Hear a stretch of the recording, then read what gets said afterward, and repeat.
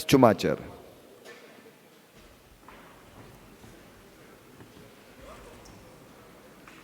Bueno, buenos días a todos.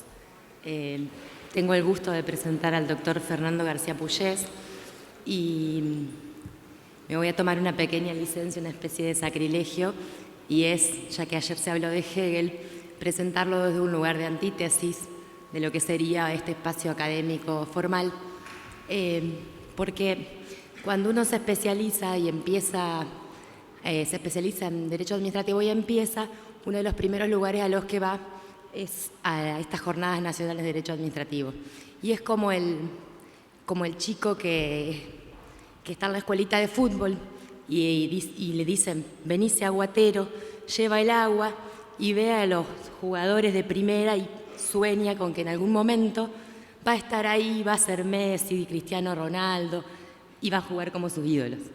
Eso al menos me pasó cuando empecé a venir a las jornadas y después se va dando cuenta que en realidad no todos podemos ser Messi, no todos podemos ser Cristiano Ronaldo, y la verdad además es que se advierte que no se puede porque en realidad hay personas como el doctor García Puyés que tienen cualidades extraordinarias, entre otras poder combinar y darnos el placer de escuchar una combinación entre un análisis jurídico y nada menos que Borges, y además que combinen entre sí, con lo cual es un placer para mí presentarlo a él y disfrutar de sus gambetas.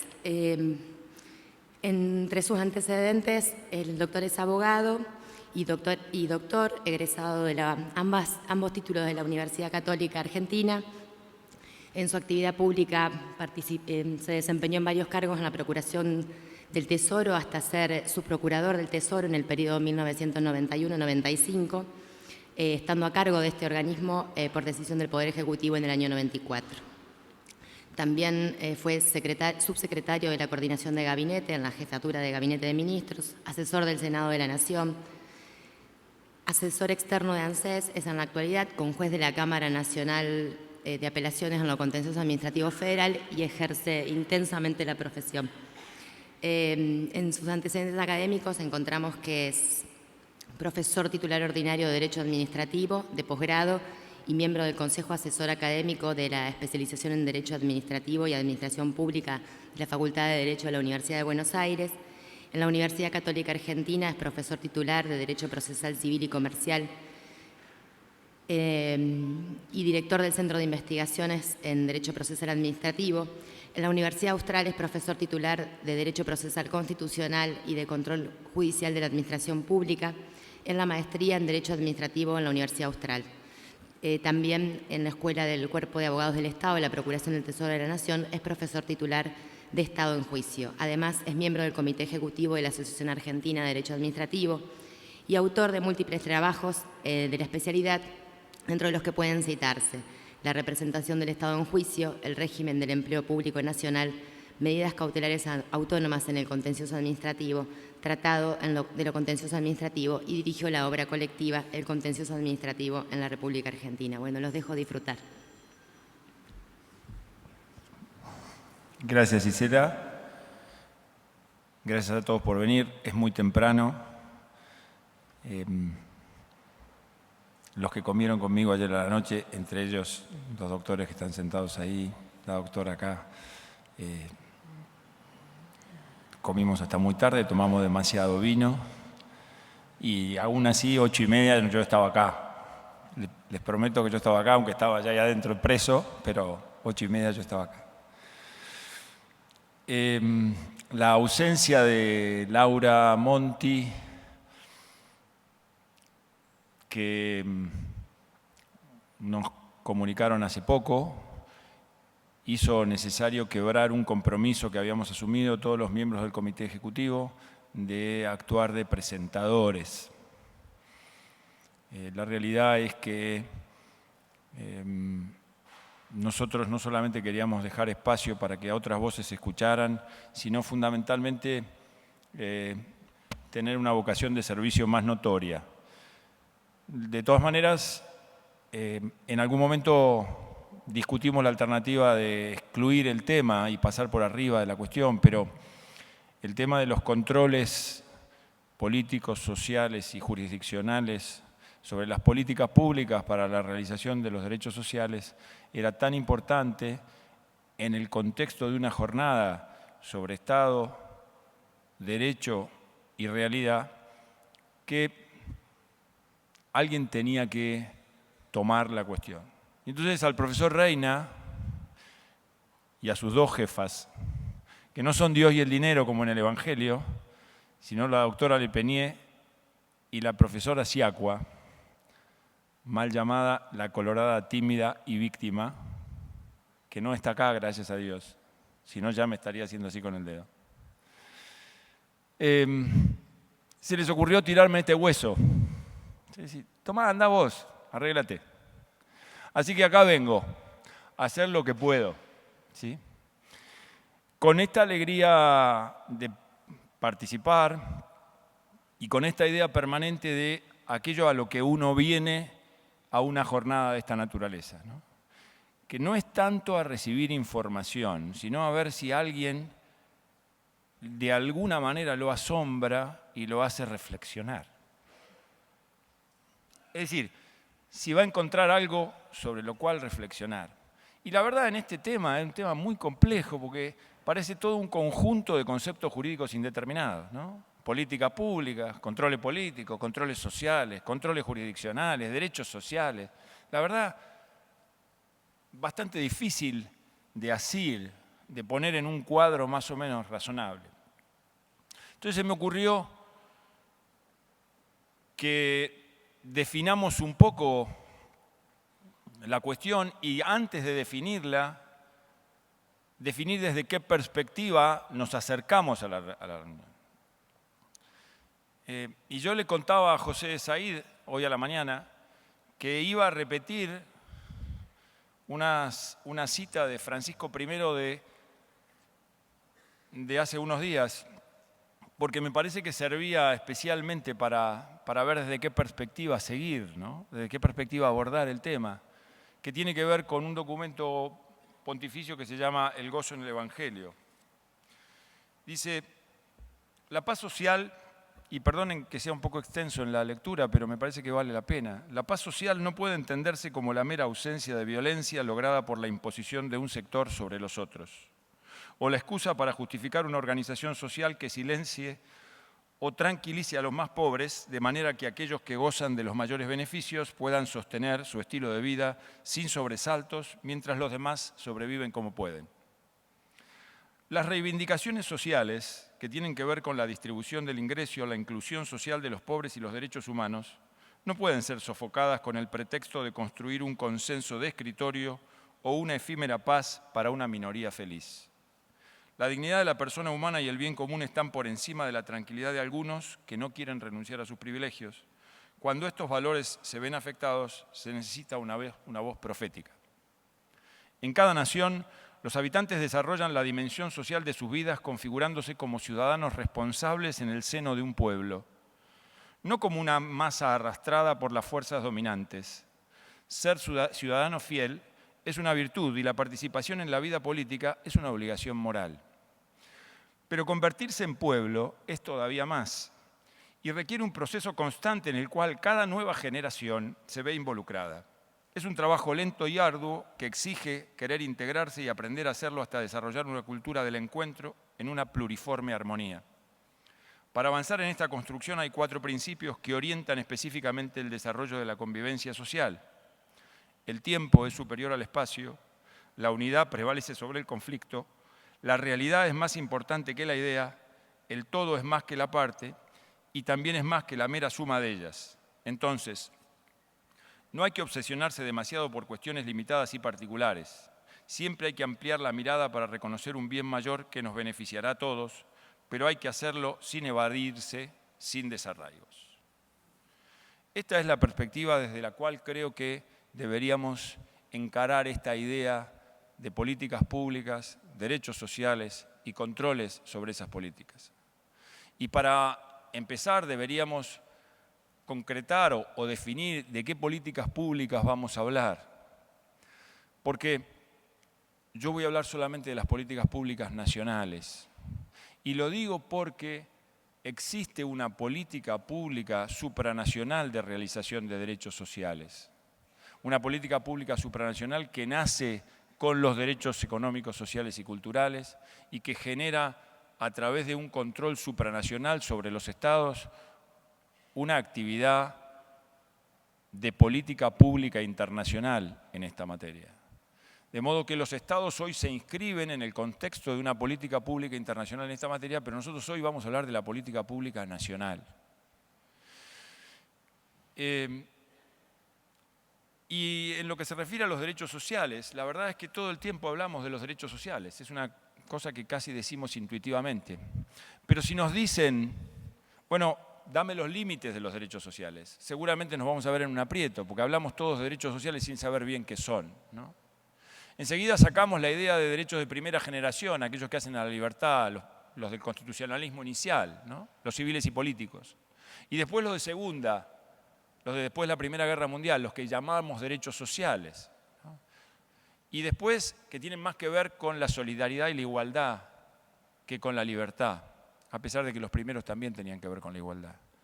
Y después nos damos cuenta que los derechos de tercera generación, aquellos que hablamos del consumidor, del usuario, del ambiente, también se integran a los derechos sociales. Y entonces empezamos a hablar en unos derechos sociales que tienen que ver con la realización de la persona en un contexto, en el contexto en el que se mueve, en la sociedad en la que se mueve.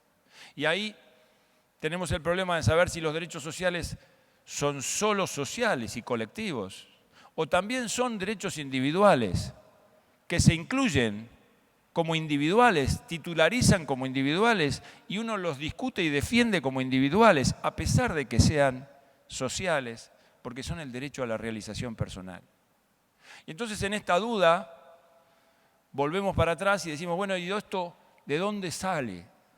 Y empezamos en la Declaración de Derechos del Hombre del 10 de diciembre del 48, donde la declaración específicamente dice que los estados se preocupan por la realización social del hombre, por la realización del hombre en la sociedad. Y el artículo 22 habla específicamente de la obligación de los estados.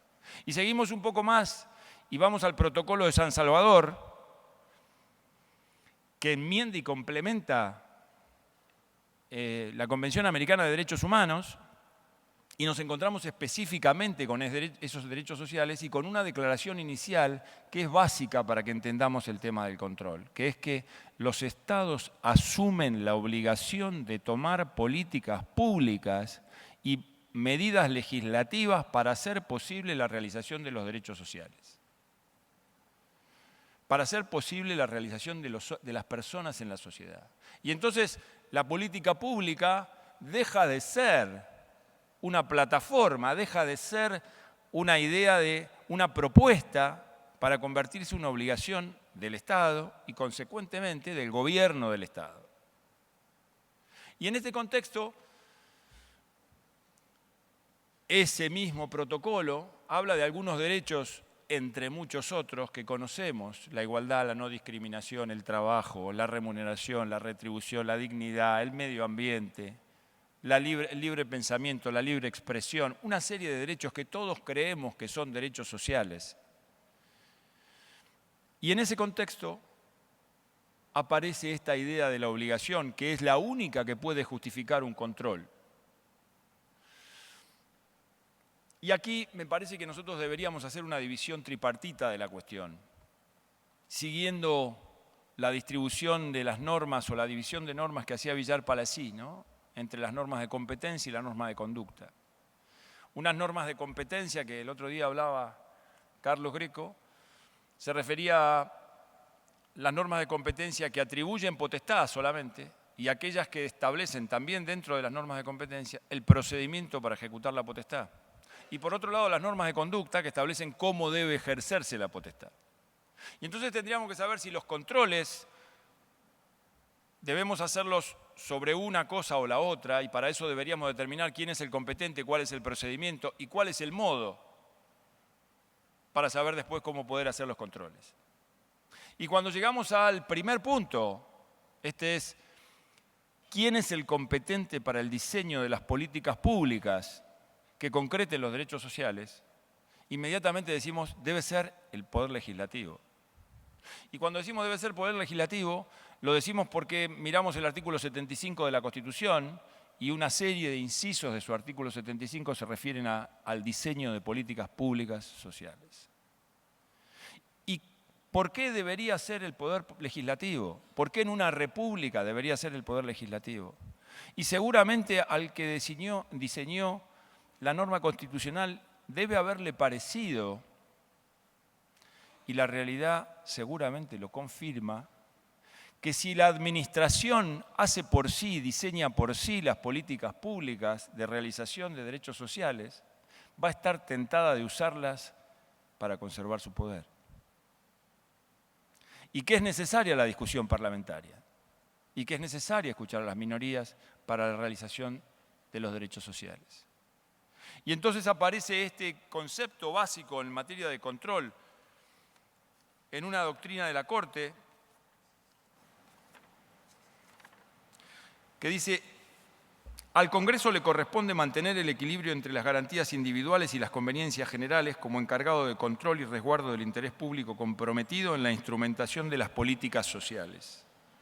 Y no incumbe a los jueces en el ejercicio regular de sus atribuciones sustituirse a los otros poderes del Estado en las funciones que les son propias. Y este fallo, que es Chocobar, que terminó con miles de juicios previsionales en la Corte Suprema, marca el camino de la competencia del legislador y la exclusión inicial del control jurisdiccional sobre el diseño de la política pública. El tema es importante en un momento en que, como vamos a ver más adelante, los controles sobre la actividad administrativa y los controles sobre el diseño de políticas llegan a los medios, llegan a la elección razonable de los medios. Ahora, estamos en la idea de esta política pública de titularidad del Poder Ejecutivo. El segundo punto es el procedimiento. Es decir, ¿cuál es el procedimiento para diseñar esa política pública? Y el procedimiento es el de la ley formal. Y cuando digo que es el procedimiento de la ley formal, estoy pensando decididamente en el debate parlamentario. El diseño de una política pública para la realización de derechos sociales necesita debate parlamentario.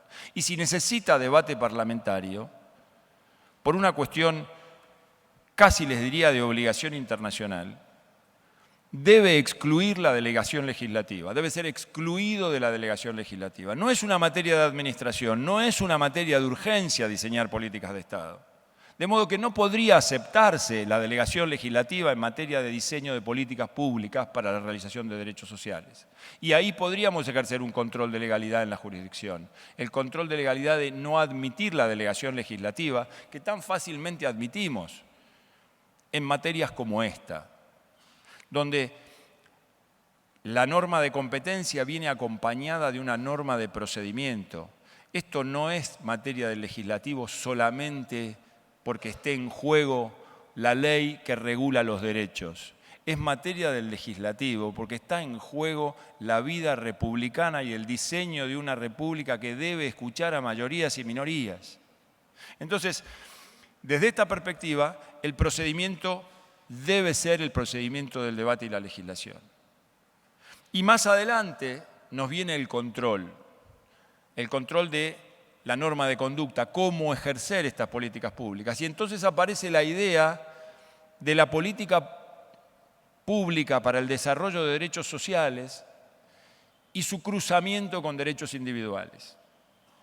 Y en qué medida esa relación interesa no solamente la justicia conmutativa, no solamente la justicia distributiva de que habla José en su artículo, sino también a la justicia legal, que es esa obligación que tenemos nosotros para con el Estado, nosotros para con el interés público, para contribuir al interés público, y que está en todos los convenios de derechos humanos, en la parte que, como Federico Lisa dice normalmente, no miramos, que es la parte de las obligaciones que son correlativas a los derechos humanos, de contribuir a la formación del Estado, a la concreción de la sociedad, a la realización social del ser humano.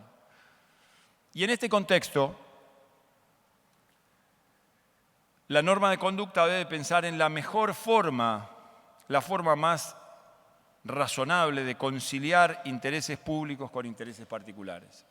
Y tengo clara conciencia de que estoy hablando de un tema procedimental, porque muchas veces el derecho estriba en el procedimiento. Muchas veces el procedimiento es el que permite hacer vivos los valores que están debajo. Y entonces ya el solo hecho de mantenernos en la idea de qué procedimientos debemos seguir justifica o permite que después pongamos adentro de ese procedimiento de control el contenido sustantivo de los valores, que viene iluminado por aquella frase inicial. Ahora, vamos a los controles. Por supuesto que hay un control político sobre las políticas, sobre el diseño de las políticas de Estado. Hay un control político claro. Ese control político lo ejerce el propio Poder Legislativo, lo ejerce el Poder Ejecutivo, que tiene la posibilidad de vetar, y son los controles políticos típicos, ¿no? Hay un control social. Ese control social lo ejercemos esporádicamente y con calificación cuantitativa a través del voto, con legitimación cuantitativa, pero también lo ejercemos a través de la acción judicial en forma inmediata y con legitimación individual. Y por otra parte, ejercemos un control social en una serie de procedimientos nuevos como la iniciativa popular, ¿no? Las audiencias públicas. El problema es que este control social sobre las políticas públicas y sobre el diseño de las políticas públicas, en la práctica, y es posible, o en la experiencia, y es posible que mi experiencia haya sido negativa en la materia, es cooptado por sectores que solo piensan en el reclamo de su sector. Entonces, este diseño es útil para el procedimiento, pero no para el control. Es decir, es necesario que en el procedimiento de formación de políticas públicas escuchemos a los sectores, pero no siempre el control social por estos medios de las políticas públicas lleva al mejor resultado. Y por supuesto, tenemos la idea de un control jurisdiccional, ¿no? Y acá, cuando hablamos del control jurisdiccional, hablamos siempre de un juez al que se le presenta un caso, ¿no? Y esto es una cosa que vamos a tener que poner arriba de la mesa, porque desde que salió Rodríguez Pereira, pareciera que el control oficioso de constitucionalidad y de convencionalidad nos ha liberado de las ataduras de la vieja república. Y la realidad que en Rodríguez Pereira la Corte tenía un caso. Tenía un señor que pedía algo a lo que no se podía llegar sino a través de la declaración oficiosa de inconstitucionalidad, pero tenía un caso. No importa cuán individual o cuán general sea un caso, pero es imprescindible que exista el caso y que una parte se lo plantee para ejercer el control. Y entonces llegamos a esta última alternativa, ¿no? Que es cómo ejercer el control cuando tenemos la idea de un derecho social que puede ser individual o puede ser colectivo. Y esto nos lleva, por supuesto, a la niña linda de estos tiempos, ¿no? Los procesos colectivos, ¿sí? Los procesos de clase. Y dividimos esta alternativa de los derechos sociales en los procesos colectivos y en los procesos de clase porque a veces los procesos empiezan a convertirse en procesos colectivos de ambos lados, de ambas partes. Y hay colectivos de actores y colectivos de demandados en el mismo proceso. Y hay quienes quieren ganarle a todos los actores o a todos los demandados en un solo proceso. Y hay un juez, como decía Carlos el otro día, que prueba a acierto y error. Y cuando prueba acierto y error para resolver problemas sociales, pone en juego la credibilidad de la sociedad sobre la jurisdicción. Y este es un problema grave para los jueces. Porque los gobiernos se equivocan y se cambian, pero los jueces se quedan. Entonces, cuando un juez arriesga la elección del medio, aquella idea que la Corte había dicho debe ser del legislador, cuando el juez arriesga la elección del medio para llegar al resultado y falla, tiene mucho más problema que el legislador y mucho más problema que el administrador, que va a ser restituido o cambiado en la próxima elección. El juez se va a quedar y va a ser ese mismo juez el que va a dictar otra sentencia mañana eligiendo otro medio y cada vez con menos credibilidad general. Entonces, acá se nos presentan algunos problemas básicos, ¿sí? Ustedes saben cómo viene evolucionando el tema de los procesos colectivos. Viene evolucionando de una manera en la cual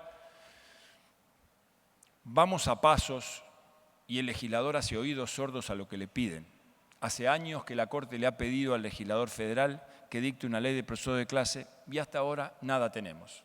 Y entonces la Corte echa mano de lo que no debe y empieza a hacer cosas para resolver sus urgencias. Y entonces salió nuestra querida Acordada 32, que regula aquello que está en el límite de lo que podía regular la Corte Suprema de Justicia de la Nación para los procesos de clase, ¿sí? Que son un poco más que los procesos colectivos. Posiblemente alguna vez alguien termine de entender esa diferencia entre un proceso colectivo y un proceso de clase. Pero que no importa, tienen esta regulación. Pero lo quiero traer acá para que veamos de qué manera se ha vuelto perniciosa esta regulación. Una Acordada 32 que dice, señor, usted inicia un proceso colectivo, usted inicia un proceso de eso que queremos llamar de clase, vamos a integrarle el grupo. Que diga el juez cuál es el grupo.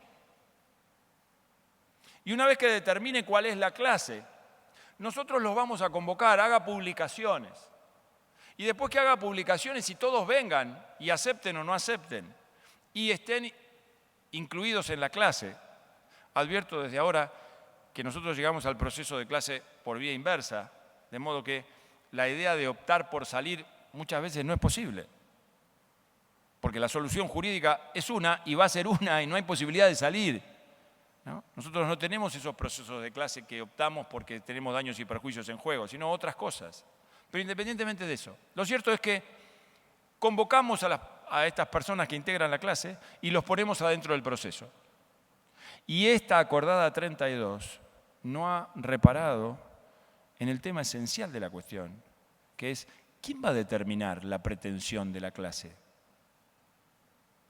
El señor que inició el proceso, por ahí son 3 o son 4, que efectivamente quieren proteger un interés colectivo. Pero el modo en que debe protegerse ese interés colectivo, el modo en que debe protegerse ese derecho social, la pretensión que lo protege, ¿quién lo va a determinar? ¿Esos 3? Todos los demás tienen que admitir esa pretensión como tal. De modo que si una persona dice mañana, miren, el ombú es una planta que genera problemas para la salud. Y supongamos que esta sería el interés social comprometido. Entonces, la pretensión es que hachemos todos los ombús de la República. Y haya miles de personas que quisieran decir, no, miren, vamos a hacer una cosa, vamos a hacer una combinación de ombú con álamo que transforma el ombú en inofensivo y quedémonos con el ombú. Mi pregunta es, estos señores, que por ahí son 100.000 contra los 3 primeros, no pueden modificar la pretensión, ni pueden iniciar otro proceso, porque la famosa Acordada 32 dice que solo puede haber un proceso de clase. De modo que esa pretensión gobernará con 3 personas a todo el universo de la clase, para la realización de un derecho social, que por ahí el gran universo quiere que se concrete de otra manera. Entonces vamos viendo a medida que andamos que las cosas que prometemos o las cosas que esperamos no ocurren y que el diseño de las políticas sociales y el control sobre las políticas públicas debe ser cuidadoso, porque no sea cosa que el control de las políticas públicas termine en manos de 3 o 4 que tienen más fácil acceso a la jurisdicción y que comprometen con ese acceso a la jurisdicción la posibilidad de los demás. Porque la promesa de que vayamos a tener una mejor sociedad a partir de del control de las políticas públicas es una promesa ideal que habrá que ver en su realización. Algo así como lo que le pasaba a Borges con el cuento del brujo postergado. Dice que un deán de Sevilla acudió al brujo más importante de Sevilla para que le enseñara las artes negras. Y entonces, cuando el brujo lo recibe en su casa, le dice, mire, yo no sé si le puedo enseñar, porque yo no sé lo que usted va a hacer el día de mañana en la vida. Dice, no, yo le prometo que esto se va a desarrollar adecuadamente y yo le voy a pagar todo lo que usted me enseñe. Entonces, el brujo le dijo a la mucama, Borges era bastante particular en este tipo de relatos, que preparara 2 perdices para comer. Y entonces bajaron una especie de sótano y el brujo empezó a hacer de las suyas. Y el deán vio cómo llegaban unos mandatarios del obispo de Sevilla y le decían, ha muerto el obispo, lo queremos designar obispo. Entonces el brujo le dijo al deán, mire, yo tengo un hermano que necesita un cargo, ¿usted le podría dar el cargo del deán? Y entonces el deán, ahora obispo, le dijo, no, mire, está reservado para un primo mío, desgraciadamente, pero no se preocupe, ya va a llegar la alternativa. Entonces, después de un rato que el deán no podía terminar de identificar, vinieron otros emisarios y le dijeron, miren, el colegio cardenalicio se ha reunido y lo van a nombrar cardenal. Entonces el brujo le dice, mire, ¿se acuerda de mi hermano? Cuando el deán pase a obispo, ¿usted lo puede nombrar deán? No, dice, no, ¿sabe qué pasa? Que tengo un cuñado que está reservado para deán, así que tengo a mi primo obispo y a mi cuñado deán. Y después se junta el colegio cardenalicio y lo nombran papa. Entonces el brujo va a verlo. Dice, mire, usted se acuerda, mi cuñado dice, usted es un brujo y lo voy a mandar quemar. Porque la verdad usted ha hecho brujerías acá. Y en ese momento se cae la cortina de los ojos del deán y se da cuenta que nunca le iba a pagar el aprendiz de brujo, ¿no? Que el sueño de concretar esa realidad iba a ser imposible porque el deán lo iba a traicionar. Entonces el deán se va y el brujo le dice a la mucama que él se va a comer las 2 perdices. Muchas gracias.